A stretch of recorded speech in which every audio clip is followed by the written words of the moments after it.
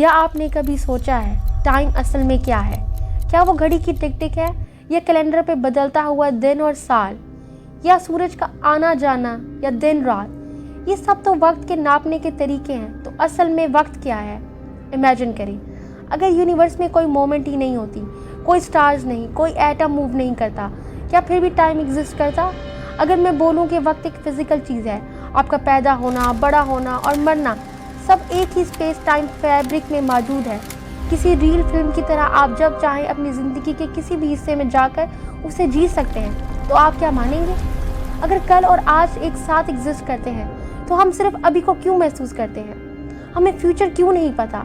वक्त एक जैसा नहीं रहता, वो कभी स्लो हो जाता है और कभी फास्ट। क्या टाइम सिर्फ एक मेजरमेंट ऑफ चेंज है? अगर कोई मूवमेंट नहीं, कोई चेंज नहीं, तो टाइम का कॉन्सेप्ट ही मीनिंगलेस हो जाएगा। क्या टाइम सिर्फ इवेंट्स के बीच का रिलेशन है? तो असल में वक्त क्या है? क्या ये कोई इल्यूजन है? क्या हम सब वक्त में कैद हैं? या इसकी कोई हकीकत भी है कि नहीं? या ये हमारे ब्रेन का एक बनाया हुआ लॉक है? हम सब सोचते हैं कि नाउ यानी अभी का जो लम्हा है वो पूरी दुनिया और पूरी यूनिवर्स में सबके लिए एक जैसा है, लेकिन साइंस कहती है कि ये एक धोखा है। इसकी वजह है स्पीड ऑफ लाइट। जब आप रात को आसमान में किसी सितारे को देखते हैं तो आप उसे अभी के वक्त में नहीं देख रहे होते। उस सितारे की रोशनी को ज़मीन तक पहुंचने में लाखों साल लगते हैं। इसका मतलब है आप उस सितारे का पास्ट देख रहे होते हैं। हो सकता है वो सितारा आज जिंदा ही ना हो। यहाँ तक कि जब आप अपने सामने दोस्त को देखते हैं तो उससे टकरा कर रोशनी आपकी आंखों तक आने में थोड़ा सा वक्त लेती है। यहाँ तक कि जब आप अपने हाथ को देखते हैं तो रोशनी आपके हाथ से आंख तक आने में 1 सेकंड का अरबवां हिस्सा लगाती है। अपने करीब बैठे इंसान, ये दीवार, ये मोबाइल की स्क्रीन, सब कुछ पास्ट है। जो वीडियो आप देख रहे हैं ये पास की है। इस स्क्रीन से आने वाली लाइट को आपकी आंखों तक आने में टाइम लगता है और आवाज़ की वाइब्रेशन भी ट्रैवल करने में टाइम लेती है। सब कुछ पास का हिस्सा बनता जा रहा है। हम कभी भी किसी चीज़ को उसके प्रेजेंट टाइम में नहीं देख सकते। हम हमेशा माजी को देखते हैं। अगर हम हर चीज़ को पास में देखते हैं तो क्या इसका मतलब है कि ये पूरी यूनिवर्स के लिए कोई एक प्रेजेंट मोमेंट ही नहीं है? तो फिर असल में प्रेजेंट क्या है?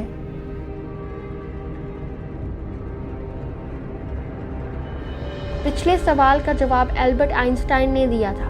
उन्होंने बताया था कि वक्त सबके लिए एक जैसा नहीं चलता। इस कॉन्सेप्ट को कहते हैं टाइम डायलेशन, यानी वक्त का स्ट्रेच या स्क्वीज हो जाना। इसे आसान एग्जाम्पल से समझते हैं। वक्त 2 चीज़ों से बदल जाता है। Number 1 speed of light, number 2 gravity. फर्ज करें आपका एक ट्विन ब्रदर है। आप एक ऐसी स्पेसशिप में बैठे हैं जो लाइट की स्पीड से चलती है और आप स्पेस में चले जाते हैं, जबकि आपका भाई ज़मीन पर रहता है। जब आप स्पेस में 5 साल गुजारकर वापस आएंगे तो आपकी उम्र सिर्फ 5 साल बढ़ेगी, लेकिन ज़मीन पर मौजूद आपका भाई बूढ़ा हो चुका होगा और वहाँ 40 से 50 साल गुजर चुके होंगे। अगर आपके लिए सिर्फ 5 साल गुजरे और आपके भाई के लिए 50 साल, तो दोनों में से किसका वक्त सच है? क्या वक्त वाकई एक हकीकत है या बस एक रास्ता है?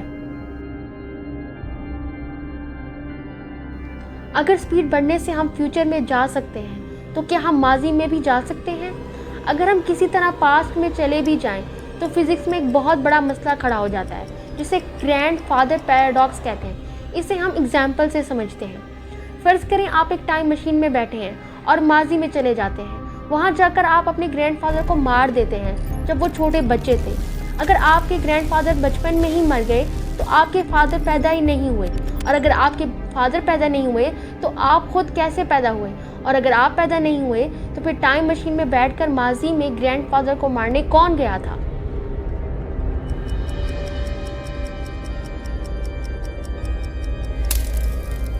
अगर माजी में जाकर कुछ बदलना खुद आपके वजूद को मिटा सकता है, तो क्या इसका मतलब ये है कि माजी को बदलना नामुमकिन है, या फिर यूनिवर्स हमें ऐसा करने ही नहीं देगी? पिछले पैराडॉक्स का जवाब साइंटिस्ट के एक आसान मिसाल से समझते हैं, जिसे ब्लॉक यूनिवर्स कहते हैं। सोचिए कि वक्त एक बहती हुई नदी नहीं है, बल्कि एक वीडियो गेम या मूवी की सीडी जैसा है। उस सीडी के अंदर पहला सीन पास्ट, दरमियान का सीन प्रेजेंट और आखिरी सीन फ्यूचर सब एक साथ पहले से ही मौजूद होते हैं। हम जब मूवी को देखते हैं तो प्रोजेक्टर एक एक करके फ्रेम को आगे बढ़ाता है। इसीलिए हमें लगता है कि कहानी अभी चल रही है। इसी तरह यूनिवर्स, आपका बचपन, आपका आज का दिन और आपका आने वाला कल सब पहले से ही कहीं ना कहीं मौजूद हैं। हमारा दिमाग बस उन्हें एक एक करके दिखा रहा है। इसका मतलब है आपका फ्यूचर पहले से ही बना हुआ रखा है। अगर हमारा आने वाला कल पहले से ही यूनिवर्स की सीडी में लिखा हुआ और मौजूद है, तो क्या इसका मतलब ये है कि हमारी अपनी फ्री विल एक धोखा है? क्या हम सब कुछ पहले से ही तयशुदा कर रहे हैं? अगर सब कुछ पहले से ही मौजूद है तो हम हमेशा आगे ही क्यों बढ़ते हैं? हम मूवी को पीछे क्यों नहीं चला सकते? इसका जवाब थर्मोडायनेमिक के सेकेंड लॉ एंट्रोपी है।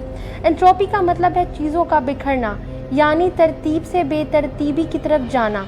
यूनिवर्स का रूल है कि हर चीज़ तरतीब से बिखरने की तरफ जाती है। जब एक गिलास हाथ से गिरता है तो वो टूटकर बिखर जाता है, लेकिन टूटे हुए टुकड़े खुद ब खुद जुड़कर वापस गिलास नहीं बनते। चीज़ों का इस तरह बिखरना ही हमें बताता है कि वक्त आगे बढ़ रहा है। अगर यूनिवर्स में चीज़ों का बिखरना रुक जाए तो वक्त का आगे बढ़ना भी रुक जाएगा। तो ये टाइम इसलिए चल रहा है कि यूनिवर्स एक्सपैंड कर रहा है। और अगर एक ऐसा टाइम आ जाए जब ग्रेविटी स्ट्रॉन्ग हो जाए और चीज़ें वापस सिकुड़ने लगें, तो क्या वक्त उल्टा चलने लगेगा? क्या टूटा हुआ गिलास वापस जुड़ने लगेगा? साइंटिस्ट कहते हैं कि अगर यूनिवर्स सिमटना भी रुक जाए तब भी वक्त उल्टा नहीं चलेगा। लेकिन एक डेंजरस सच ये है कि एक वक्त ऐसा आएगा जब वक्त हमेशा के लिए मर जाएगा। इसे कहते हैं heat death of the universe. अरबों साल बाद यूनिवर्स के सारे सितारे बुझ जाएंगे, ब्लैक होल्स ख़त्म हो जाएंगे और पूरी यूनिवर्स बिल्कुल ठंडी और ख़ाली हो जाएगी। जब पूरी यूनिवर्स में कुछ बचेगा ही नहीं, कोई हरकत नहीं होगी, कुछ बदलेगा नहीं, तो वक्त का गुजरना भी बेमायनी हो जाएगा। क्योंकि जब कुछ बदल ही नहीं रहा होगा तो वक्त भी ऑलमोस्ट रुक जाएगा।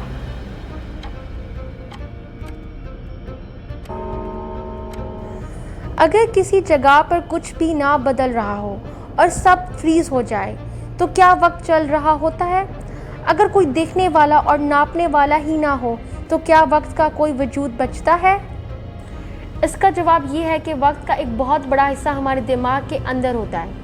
एक होता है फिज़िक्स का वक्त जो घड़ी बताती है, और एक होता है हमारे दिमाग का वक्त। जब आप बहुत बोर हो रहे होते हैं तो एक एक मिनट ऐसा लगता है जैसे घंटों गुजर गए हों, और जब आप दोस्तों के साथ मजाक कर रहे होते हैं तो घंटे मिनटों में गुजर जाते हैं।